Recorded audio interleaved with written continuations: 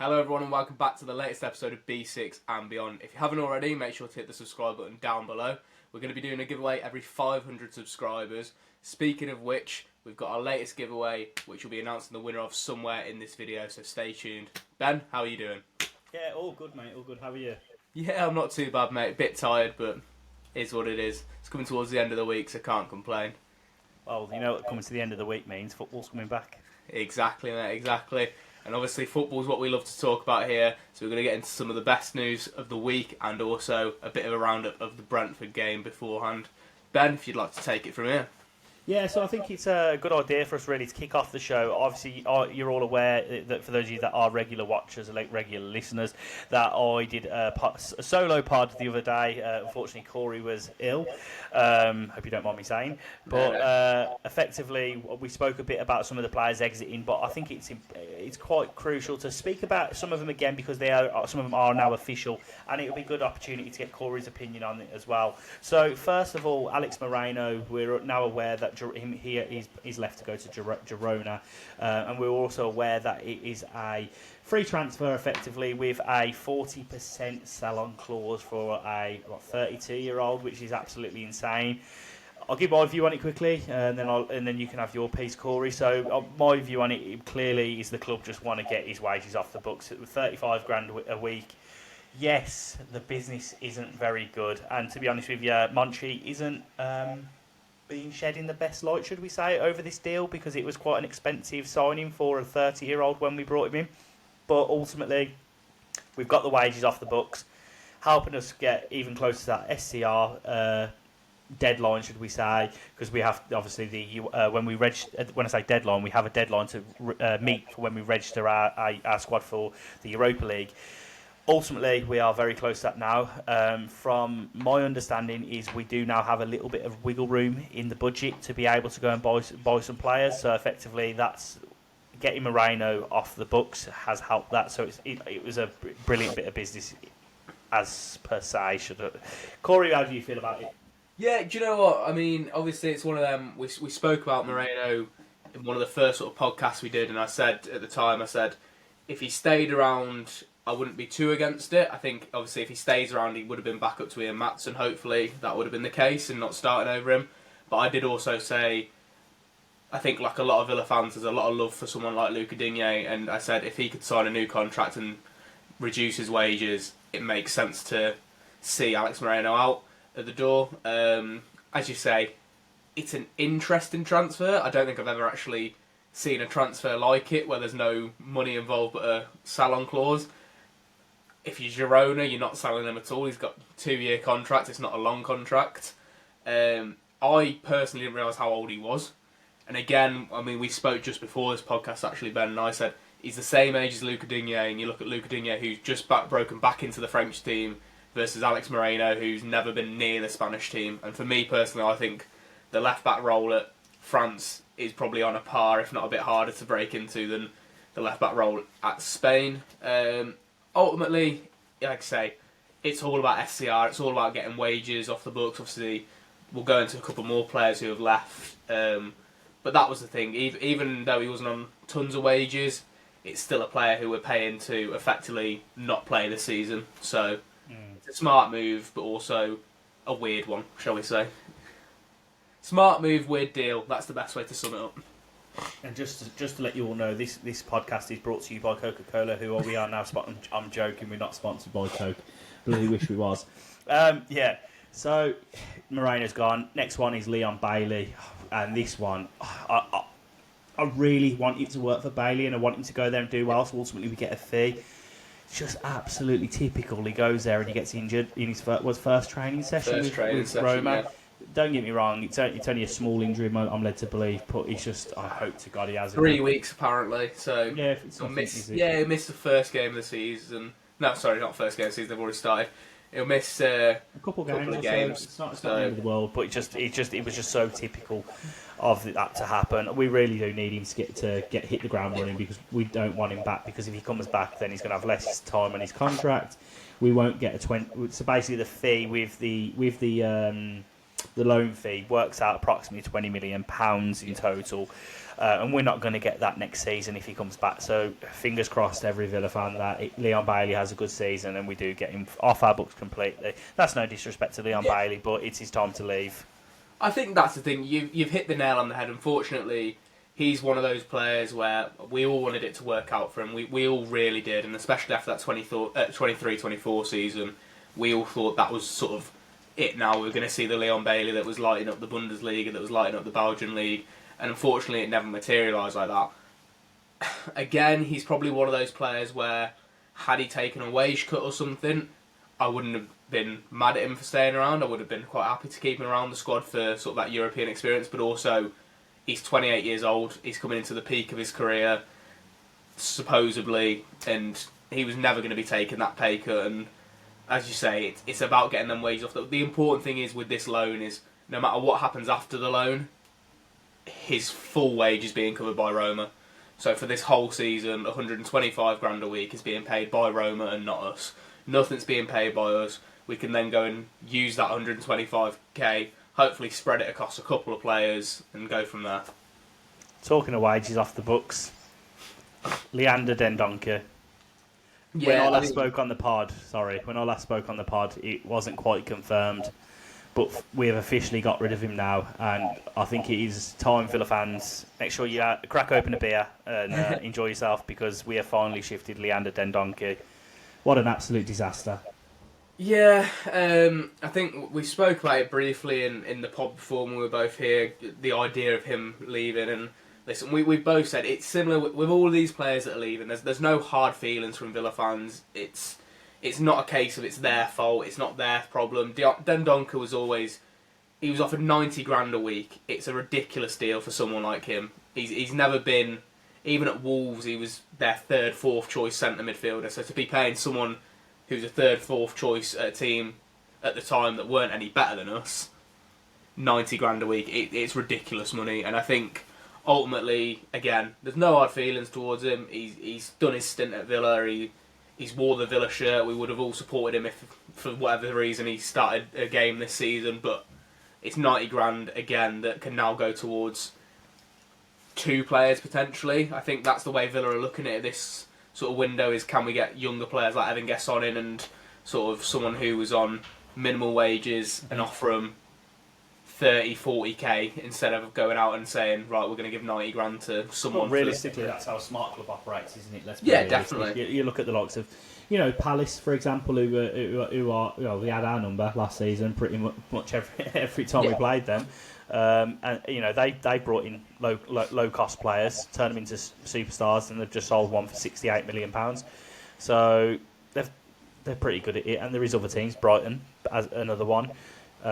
So Villa need to start being a bit more smarter in the transfer window, I would say. I don't think there's really much more to go on that. 90 grand a week. If you look at those three that we've just mentioned, that's 210. That's about 250k ballpark figure over the three of them. It's thank the Lord that we've been able to shift them, and hopefully now, because we haven't got that long left of the transfer window, which is absolutely mental. It's like 10 days, isn't it? It does close on the 31st, doesn't it? Which is the Sunday that we play Crystal Palace. So it's going to get busy, Villa fans. Brace yourselves, because it's going to be a rocky road, I think. Yeah, definitely, and that's the thing, as you say, it's a big 10 days now for Villa, and for us to compete this year, obviously I think our base squad is more than capable of doing that. They've done it for the last 3-4 years now, but in order to sort of reach those higher levels, we have to have the depth, and we are going to go into that a bit later in terms of potential signings, and there actually has been a bit of movement already in terms of action. Nothing set in stone, but at least some talk, some positive moves, that sort of thing from Villa. Before we go into our next piece, there's another bit that's just come to my mind, which I think we should speak about, and that is the Morgan Rogers links today to join Tottenham Hotspur, and the way that come about, and literally within the space of an hour, I don't know the time frame, it got absolutely squashed by Damien Vidagani, and I love that. I absolutely love that, because that Miguel Delaney was talking out of his absolute arse, wasn't he? He was, literally, Morgan Rogers has won PFA Player of the Young Player. I wish it was Player of the Year. PFA Young Player of the Year. Eze just rejected Spurs. Villa have been selling players. Oh, let's just say that Rogers is going to Spurs and Villa are going to be open to it because of their PSR concerns, even though we're not in PSR concerns, it's SCR concerns. Good one, Miguel. Top journalism there, pal. Absolute muppet. I think that's the thing that sort of annoyed a lot of fans this season is the level of journalism's become very lacklustre. Listen, ultimately, it's not for us to do. It's their jobs, quote unquote. But you look at someone like Ben Jacobs. He's 0 for 7 at the moment. First week of the window, Emi Martinez has left and joined Man United. He's starting on Saturday for us against Brentford. Next week of the window, Ollie Watkins has joined Man United. Started the first game of the season for us. It's lazy journalism, and I think it's stuff that, unfortunately, as the non-Big Six clubs, we're always going to see. Once there's players that are doing well and these concerns... Forest, for example, if there's any Forest fans watching, you can enjoy that next year when your squad gets picked apart because of PSR reasons, when Douglas Luiz can't sign for you, and when Morgan Gibbs-White has to leave, and when Elliot Anderson has to be sold again, and Elanga going this year, and Chris Wood going for 30 million. That is going to happen. It's inevitable. Murillo's going to be leaving. I hate to break it to you, but it is the truth. It's going to happen. You're going to have to sell someone, and they will lap that up. Yeah, but to be fair, they will. But I don't want to sidetrack too much. But what I will say at this point, I think Forest have navigated this window so cleverly, because ultimately they have put a succession plan in place now. So they've just obviously signed that Callum Wendo, who can play up top. Yeah. He's a succession plan for Chris Wood if they're going to sell him. Douglas Luiz is basically signed with an obligation to buy, so they have to buy him. So if Elliot Anderson goes, they've got the replacement for him. They've got McAtee and Hutchinson now, who can play either wing. So if Hudson-Odoi gets interest, McAtee can play centrally. So if someone comes in for Gibbs-White next season, again, not to sidetrack too much, but I just think it's really clever business by Forest, in my opinion, this summer. Before what I'd like to do now, Cory, if you don't mind, because you've just mentioned a name, and I think it's paramount to lead us on to our next topic, and that is Mr. Jacobs, Ben Jacobs, 0-7, the absolute fraud. So that div has linked Amadou Onana away from Aston Villa this evening. Now, my view on this. Now, I don't take it with much credibility because Ben Jacobs hasn't been very good for us this summer, albeit he was the one that broke the John Duran news in January. Was it last? No, it was this January. I was going to say, it feels like it was a long time ago now. Anyway. So, Amadou Onana to, I believe it was Al Hilal. Al Ahly, I believe. Al Ahly. Either way, somewhere in Saudi. If that was actually to materialise, I've got a very controversial view on that. And my controversial view on it is I would entertain it if we can get in another midfielder who can play as the third choice midfielder to Kamara and Tielemans, who is a good level. Because for me, Onana doesn't start ahead of either Tielemans or Kamara. If our squad is fully fit, he doesn't start for me. And we signed him for over £50 million. Have we seen a £50 million midfielder? Probably not. And that might be unfair to say because he obviously had his injuries. But ultimately, it's still a hell of a lot of money to pay out, which realistically, if you ask me, and this again, my opinion, whether you agree with me or not, I would take that money back. If we could go and get another player and then invest the rest of the money in a quality winger, I'd be open to it personally. I think you sort of hit the nail on the head. I think there was probably one game last season where we saw that £50 million player. I can't remember which game it was. Bournemouth he was like Yaya Toure. Lost the game. He was unbelievable. And like you say, I think the key thing to take from this is the minimum. And again, we wouldn't sell him for less than what we bought him for. But the minimum of his value is probably 40 million. And as you say, similar to when Diaby left, if the money comes in, if Saudi comes in and says, we'll offer you 70 million for him, you can't turn it down. It's 130 grand of wages, 120 grand of wages, something like that are off the books. It's 20 million of profit straight away for someone we signed this time last year. Well, that's a big point you've just said there, his wages. He's on 140k a week. and we're in a position where we're struggling for wages. You get rid of him at 140k, and you bring in another midfielder at say 50k a week. Well, I mean, what you've got to think of as well is, like you say, is wages is a key thing. This is something that we know with Villa. It's SCR problems. It's not PSR. With the players we've managed to offload this year, in terms of the free agents, the Courtney Hawses, the Dendonkers, the Alex Morenos who've gone, we're looking, and if you added Onana to that as well, and add in Mike Mings' contract to half in, Digne's contract half in, you're looking at £500,000-600,000 in wages a week saved. Even if we don't invest that now, come January when we need sort of that depth and things like that, we can go out and do similar. We won't do the same because we're not going to be stupid to go and get an Asensio and Rashford, 2 players where the wages are high. But we've got the affordability to do that, and it wouldn't cause us any problems now. We can go out into that market in January, potentially look at loan deals, potentially look at big signings to boost our squad, and it wouldn't even touch the sides to begin with wages. And that's something that this summer has obviously put a massive dent in it. Although, again, like we say, we will get into it. I do think there will be some of it that's reinvested quite quickly. On that note, actually, one last one, and we'll talk. We won't spend much time on this one. Matty Cash, I'll let you run with this one.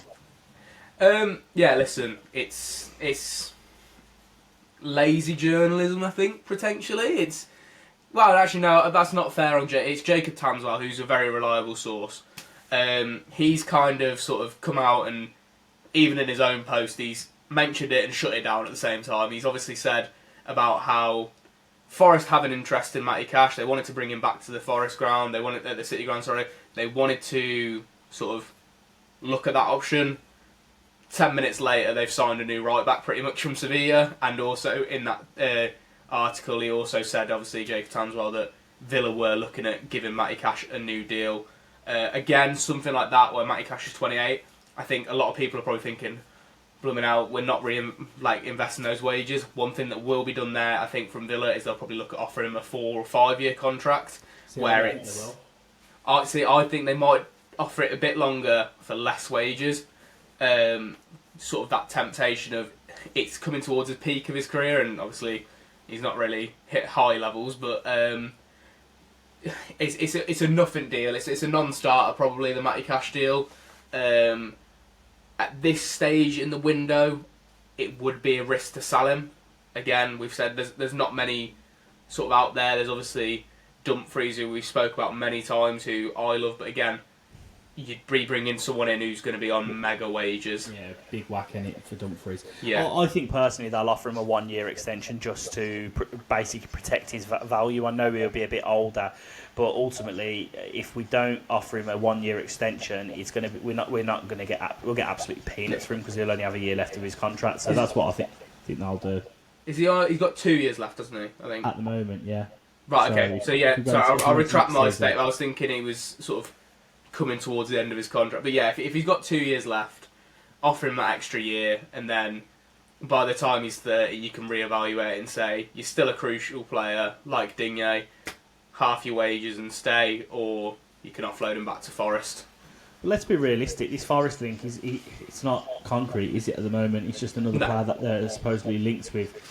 This isn't to say this is dead in the water. If something comes available late in the window and they offer the right money for him, then it could materialise. Like, let's be realistic. As much as people think that I hate Matty Cash, I don't.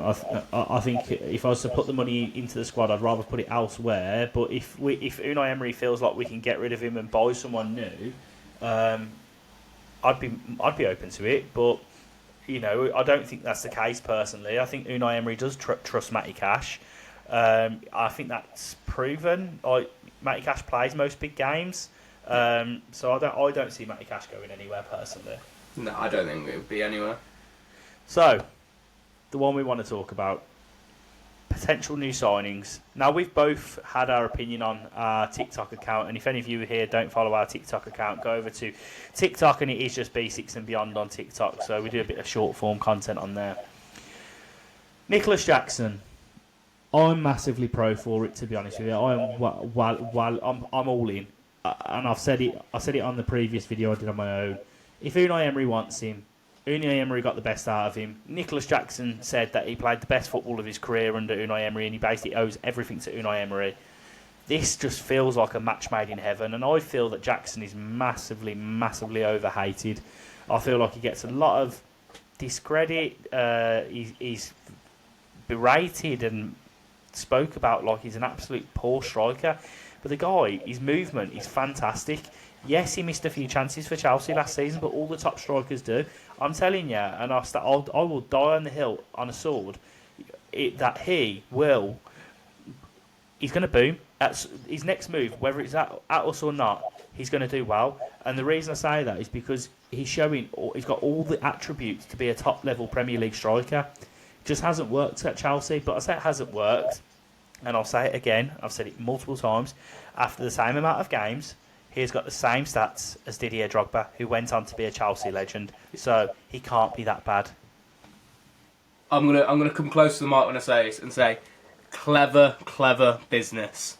I mean, it's a brilliant idea. It's that thing, like you say. I think Nicholas Jackson's overhated as well.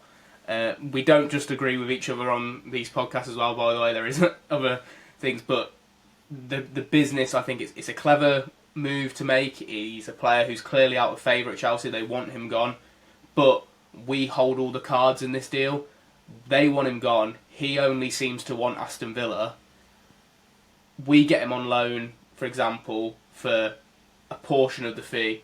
Come the end of the season, we'll probably will have to sign him. I imagine that would be the thing. It would be an obligation to buy. However, by that time, we're free of the SCR, we're free of the PSR problems. It's not a problem. We can bring him in. Potentially, he becomes, as you said about Forest with their smart moves, he becomes a successor to Watkins, because let's not forget he's only 25, 26. Nicholas Jackson. I think 25. I will double check that while you're talking. He's not an old player at all. As you say, Unai Emery's brought the best out of him so far in his career. Personally as well, I think the stuff like... 24, mate. 24. He's the same age as me. That's like ridiculous. He's 24 years old. He's played tons of games across Europe, not just obviously Spain, England, but also in European competitions. He's a top striker, but also those little sort of red cards and stuff that he's been getting. He's still young. Once he's back with Emery, Emery will be able to speak to him and say, listen, Nico, you need to calm down. And again, he can play off the left, which is something we need. He can play up front, again, something we need. Watkins can do the same. Him and Watkins can interchange. For me, it's just a very smart deal. In his first season at Chelsea, he scored 14 goals in 35 games and got 5 assists, so he had a 19 goal contribution. That's not bad. What was that, last season or season before? His season before. His last season, he was 22 as well when he did that. Last season, he got 50. Last season, it's again not that bad. Last season, he got 15 goal contribution in 30 games. Yes, he only got 10 goals, but I would be interested to see how many of those games were actually starts. I'd imagine he started most games, but it's still not that bad. Like, people make it sound like he was a train wreck. I think that's the thing. I think a lot of people, if you watch football and you watch Nicholas Jackson, you know there's a quality player there. And I can't remember who it is it might be Ollie from the Palace fan. He rants and raves about Nicholas Jackson, how much he loves Nicholas Jackson. I could be wrong there, but I'm pretty sure it is Ollie. And that's because he sees it from a neutral perspective, like we're seeing. At the end of the day, it's not guaranteed we will sign Nicholas Jackson. We don't have to say these comments just because he potentially could be an Aston Villa player. Chelsea fans obviously don't like him for one reason and one reason only. He is their player, and they've seen stuff that they don't like. And obviously, towards the end of his sort of career so far with them, there's been some bitter moments. The red card against Newcastle, the red card in the Club World Cup. But he's a young player, he'll learn. And again, like I say, under Emery, it'll be different as well. Like, Maresca's definitely not a people person. He's a terrible coach when it comes to coaching people. He's a very good football coach. He's not a good people person. I'll be honest. I'll defend Chelsea fans to a certain degree because that red card at Newcastle was absolutely idiotic. Oh, it was idiotic. Oh, sorry. and they have every single right to have a negative view on him because of that, and because of the way he's acted. And not just that, you had the penalty situation when he tried to grab the ball off of Cole Palmer. So, but like I say, under Unai Emery, I think he'll get the best out of him.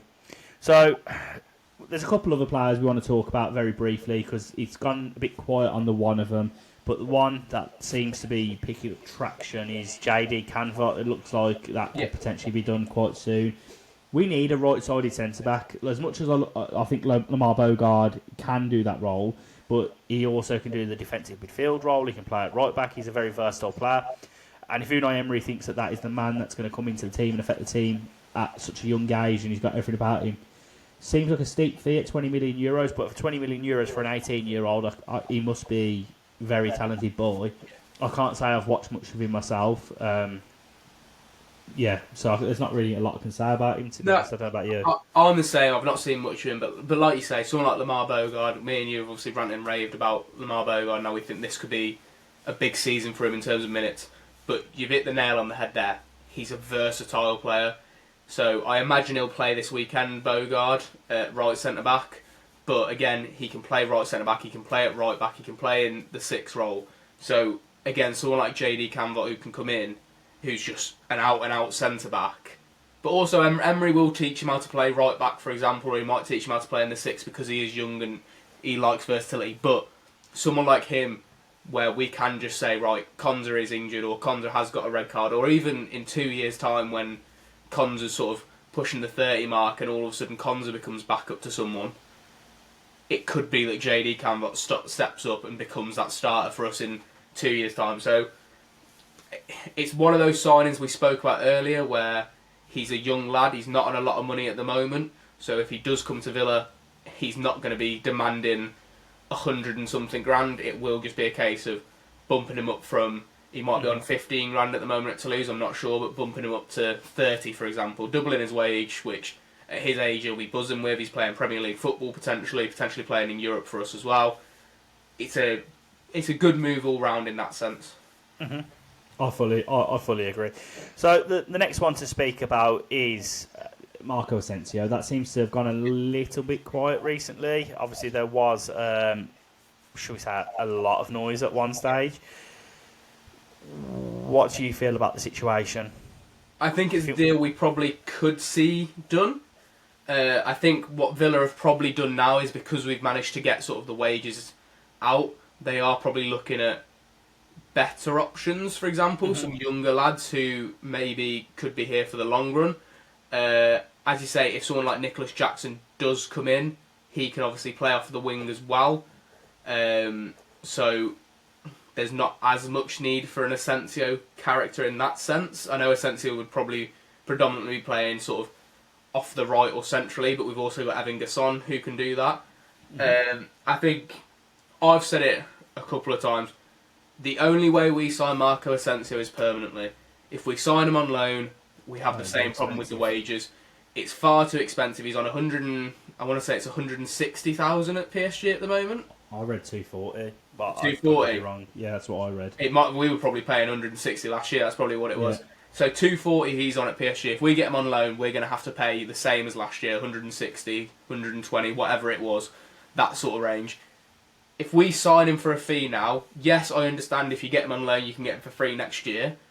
But if we sign him for a fee now, let's say 10 million, and we say to him, right, we're going to half your wages, you're going to be on 100 grand a week or 120 grand a week. If he's happy to accept that, we can split that over a 3-4 year deal, which is already being looked at.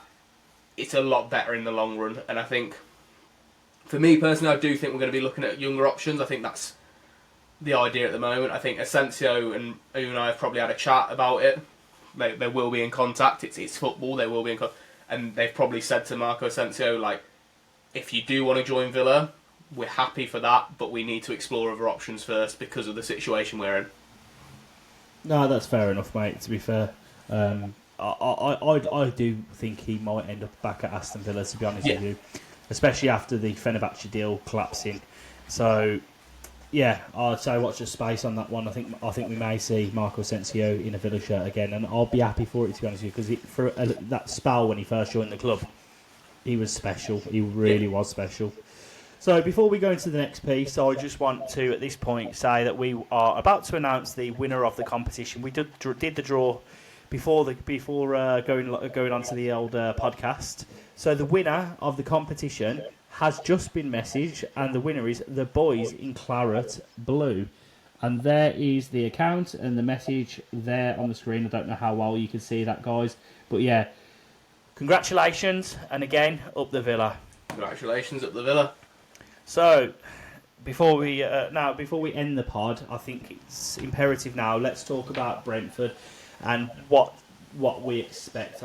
So, from my point of view, this game, I don't say must win because it's the second game of the season, but I just think we could really do with 3 points because of the unrest there is clear unrest in the squad because of everything that's gone on in the week around Jacob Ramsey, the tweets from McGinn, tweets or Instagram or whatever it was, from McGinn, Mings, Rogers is clearly upset. Yeah. There has been some positives this week with obviously Morgan Rogers winning the PFA Young Player of the Year, which we haven't spoken about, which was very rude of us, to be fair. Maybe we'll talk about that shortly. But I just feel we need to get 3 points on the board. And how do you see us setting up? I think it'll be a different team. I think, like as you say, we are away to Brentford, and obviously, sorry about that. When you are away to a team, you naturally sort of are a bit more cautious, but at the same time, I think, excuse me, I think you see, as you said, it's not a must-win, but it feels like it just to get the season up and running, and I think there is a real chance there to not only win. And I've no disrespect to Brentford, but get a big win. We've seen what Forest did to them last week, and if it wasn't for a silly penalty towards the end that they gave away, it would have been 3-0 quite comfortably, because I don't think Brentford really looked like scoring from what I've heard.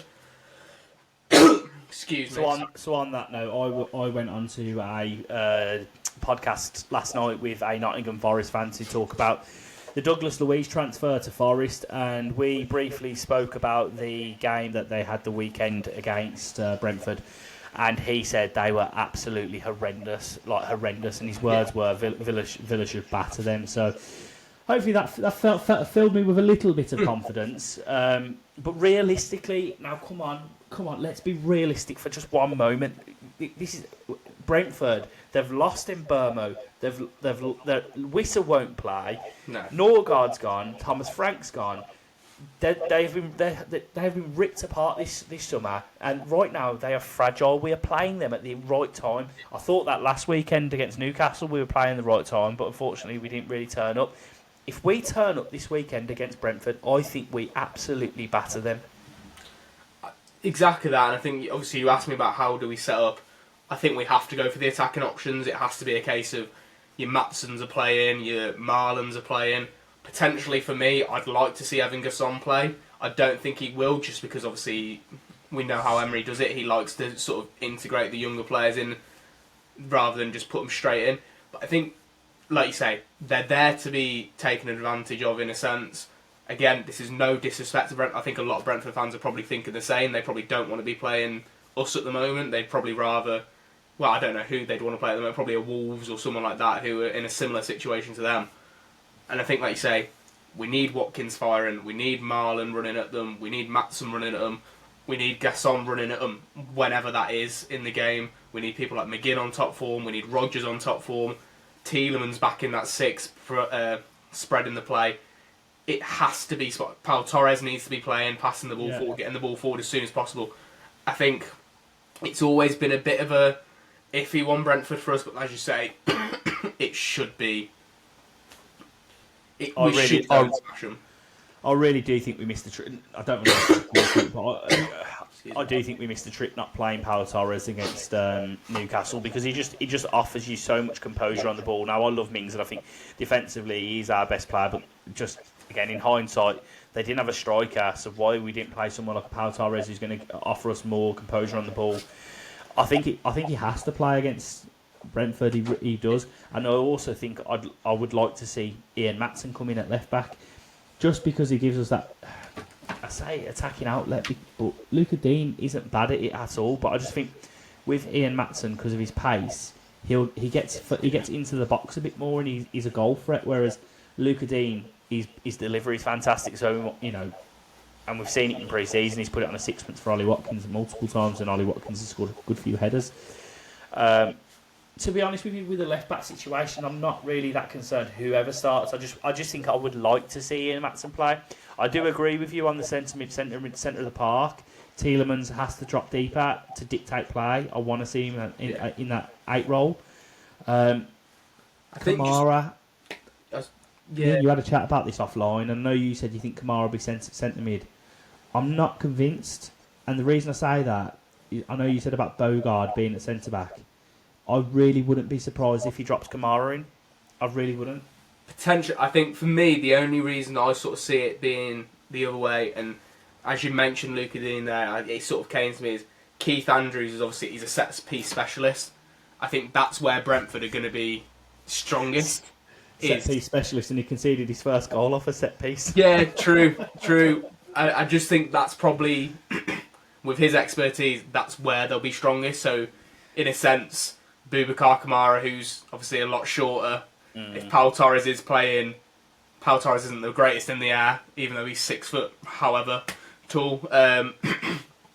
Digne, if he's putting crosses in, Nathan Collins is a solid player to have in the air. But, like I say, you don't know. Football's football. I think the important thing from Villa is you've got to be direct. We've got to make sure that we're just going straight at Brentford. Don't worry, mate. Austin McSauce will sort them out. Yeah, well, hopefully. I agree with you in seeing Evan Guess on. I would like to see him. I think I just, do you know, it's got him or Marlon for me have to start this weekend, because Weeds looks so passive, and we had no outlet at all, and no pace in the side, and against it was like too pedestrian against Newcastle. I think, to be honest with you, you sort of hit the nail on the head, and I know there might be a lot of Villa fans who say this is a really weird thing, sort of, but I'll explain. Pau Torres was the key in that, and I know what you're thinking. Pau Torres' pace, how does that line up? We lined up against Newcastle with the idea of we didn't want to be hit on the counter-attack, which I understand.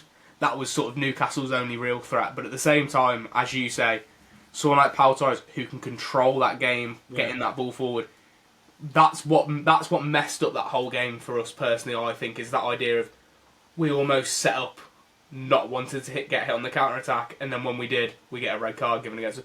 Whereas, as you say, if you've got the likes of Gesson and Marlon playing, if Torres is playing the balls in behind for him, it's a different game. Even if he's just playing the ball in the middle to Tielemans, who on the half turn can take it and play it out wide, it's a different story.